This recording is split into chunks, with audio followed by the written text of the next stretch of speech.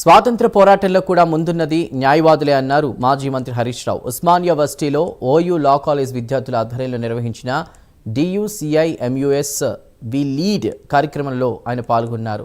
ఈ సందర్భంగా Harish Rao OU law college విద్యార్థులు ఆయనకు ఘనంగా స్వాగతం పలకడం జరిగింది. దేశంలో జరిగినటువంటి అనేక ఉద్యమాల్లో తెలంగాణ ఉద్యమంలో కూడా న్యాయవాదులే అగ్రభాగంలో ఉన్నారని అన్నారు. ఎట్లా ఉందంటే ఎవరు మాట్లాడలేం, ప్రభుత్వాన్ని ప్రశ్నిస్తే కేసే, ప్రభుత్వ తప్పిదనాన్ని చూపెడితే జైలే అన్నట్టుగా హేట్ స్పీచ్ బిల్లును మన ప్రభుత్వం తెస్తే దాని మీద కూడా ఇవాళ శాసనసభ్యులందరూ గట్టిగా ఇది తప్పు అంటే అది సెలెక్ట్ కమిటీకి పోవాల్సి వచ్చింది. సో మీలాంటి యువ న్యాయవాదులు ఉన్నట్టుగా మాట్లాడుతూ ప్రభుత్వాలైనా సరే, అది ఏ ప్రభుత్వమైనా సరే, భారత రాజ్యాంగానికి లోబడి మన కాన్స్టిట్యూషన్ కు లోబడే వాళ్ళు చట్టాలు చేయాల్సి ఉంటది, దానికి లోబడే పనిచేయాల్సి ఉంటది. ఎక్కడ తప్పిదం జరిగినా మీలాంటి యువ న్యాయవాదులు దానిపై గొంతు విప్పాలి.